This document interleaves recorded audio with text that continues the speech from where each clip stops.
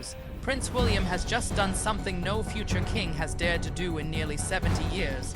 He flat out refused to appear at the Prime Minister's big event. He walked away. He boycotted Keir Starmer in front of the entire world. And the reason behind it is shaking British politics to its core. This isn't a scheduling mistake. It's not a mix-up or a misunderstanding. It's a direct act of defiance from the future king against the current government. And if you think this is only about royal drama, you're missing what's really happening here. Hit that subscribe button right now because what's coming next could change Britain forever. Let's go through exactly what happened. Yesterday afternoon, Prince William was supposed to attend Starmer's Commonwealth Day reception at Lancaster House. More than 300 guests were already gathered, dozens of ambassadors, international dignitaries, reporters, and cameras waiting. But just 15 minutes before the time he was set to arrive, Kensington Palace sent a message that stunned everyone in the room. The Prince of Wales would not be coming. No prior warning, no polite excuse, no diplomatic explanation, just a flat-out refusal that left the Prime Minister's team scrambling to explain to confused foreign guests why the future King of Britain had suddenly snubbed their event. The embarrassment spread instantly and globally, but what makes this truly shocking is what palace sources are saying now.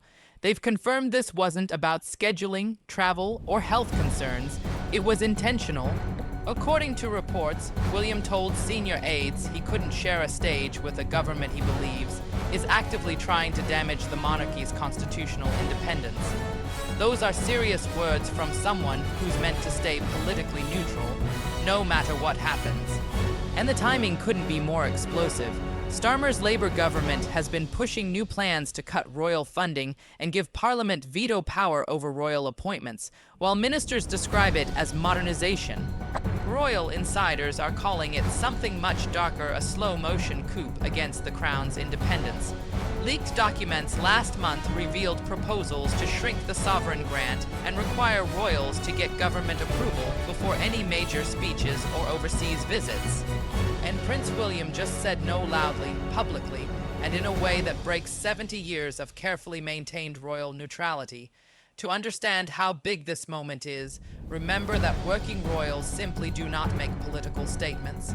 Ever, their job is to smile, shake hands, and cooperate with whatever government the voters choose, regardless of personal opinions.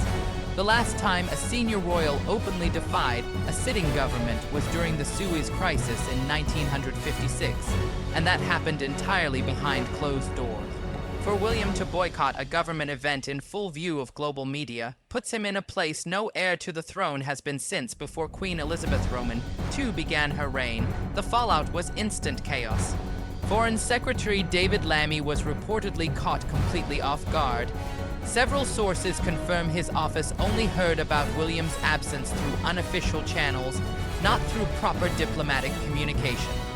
That alone shows how sudden this decision was, and how far relations between Kensington Palace and Downing Street have collapsed. When cabinet members arrived at Lancaster House, they faced a room full of international guests all asking the same uncomfortable question: where is the Prince of Wales? Commonwealth leaders who had come expecting to meet Britain's future king were instead given awkward apologies from ministers who clearly hadn't seen this coming. The optics were catastrophic. Commonwealth Day is meant to project unity and British leadership, but instead it turned into a public display of constitutional tension. Then, at 8 p.m. that night, Kensington Palace released a statement that confirmed everyone's worst suspicions. William's message was polite in tone, but powerful in meaning. He spoke about protecting constitutional principles and defending the role his family has safeguarded for generations. He mentioned preserving the independence and dignity of the crown. That single word, independence, said everything.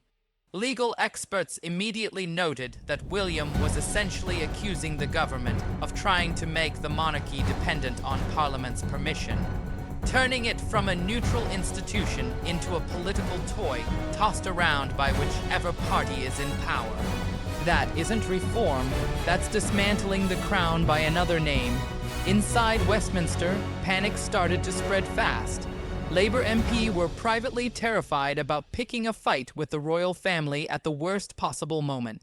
Princess Catherine's public approval is in the high 70s, and Prince William remains one of the most respected figures in the country. Meanwhile, Starmer's government is polling in the low 30s. Going to war with the popular royals while your numbers are falling is political self-destruction. Even Labour insiders are breaking ranks. One anonymous MP called this an unforced error that gives the opposition a gift they couldn't have invented themselves. Another described Labour WhatsApp groups as filled with panic and disbelief. Nobody thought the royals would ever fight back, but now that they have, the government has no plan, and William isn't standing alone.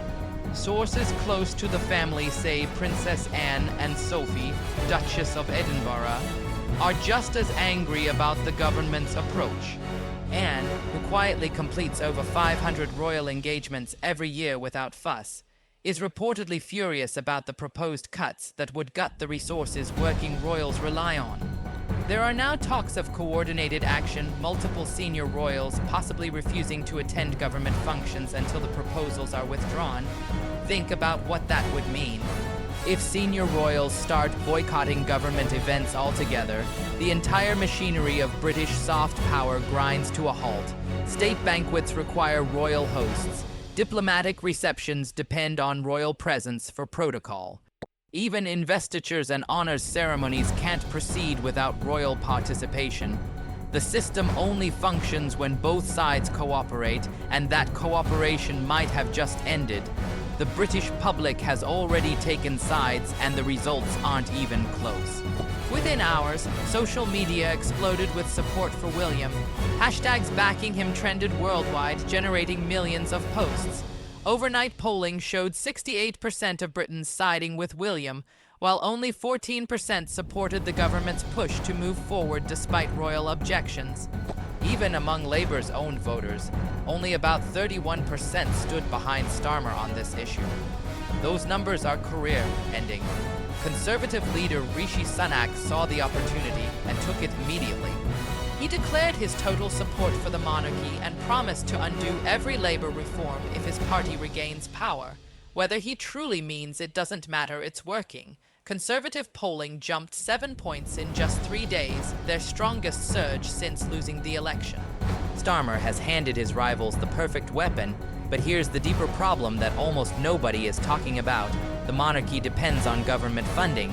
The sovereign grant comes from profits of the Crown estate, but it still requires Parliament's approval each year. If this fight grows worse, both sides lose. The royals need funding to function. The government needs the monarchy for ceremonial legitimacy and global influence. This is a standoff where neither side can win.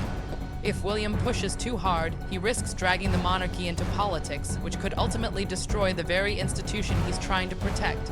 But if Starmer pushes too far, he could ignite a full-blown constitutional crisis that defines and ends his premiership. Legal and constitutional experts are calling the situation unprecedented and dangerous. Britain's system relies on unwritten rules and mutual respect between Crown and Parliament. When that respect breaks down, there's no rulebook left to follow. The last comparable moment was the abdication crisis of 1936, which almost ended the monarchy completely. Nobody wants to find out what happens if history repeats itself. Professor Robert Hazel, one of the UK leading constitutional scholars, has called this the most serious Crown government confrontation since World War II. He warned that both sides must find a compromise fast before the conflict hardens into something irreversible. Once both camps take firm public stances, it becomes nearly impossible for either to back down gracefully. There's also a Commonwealth angle to all this. Prince William has invested years building relationships with Commonwealth nations and sees himself as a future link between Britain and the rest of the organization. 15 of those countries still recognize the British monarch as their head of state. If William believes the current government is undermining that role or disregarding the traditions that bind the Commonwealth together, it explains why he's willing to take such a risk. Several Commonwealth leaders have reportedly expressed private support for William's position. Diplomatic sources say they view the British monarchy as the symbolic glue that keeps the Commonwealth united.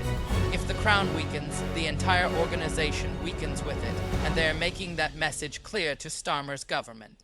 The economic stakes are also enormous. Royal events bring in roughly $8 billion in tourism revenue every year. The monarchy's influence on Britain's global image and trade relationships is harder to measure but incredibly valuable. If senior royals start withdrawing from public duties in protest, the financial and diplomatic fallout will be severe. Inside Number 10, aides are said to be alarmed and divided. Some argue the government should have quietly consulted the palace before announcing any reforms. Others warn that backing down now would make Starmer look weak and indecisive. He's stuck between his Republican supporters demanding change and political reality, showing that he's losing the public battle. Parliament is set to debate the royal funding proposals on Tuesday. If Starmer moves ahead despite William's protest, expect escalation. If he retreats, his own party will accuse him of bowing to inherited privilege. There's no good option left for him. Prince William, meanwhile, has clearly made his calculation. Speaking out now, even if it breaks royal tradition, is less dangerous than staying silent while the monarchy's foundations are slowly dismantled. Whether that gamble works or not will decide both his future as king and the survival of the British monarchy in the modern world. So, what do you think? Was William right to break neutrality and fight back? Should Starmer step down from this confrontation to avoid disaster, or does Britain need this clash to finally define what the monarchy means in a democratic age? Share your thoughts in the comments below. We're following every twist in this story closely. Send this to anyone who needs to understand what's really at stake. Tomorrow, we'll break down Starmer's remaining choices, and trust me, none of them look good. This is only the beginning.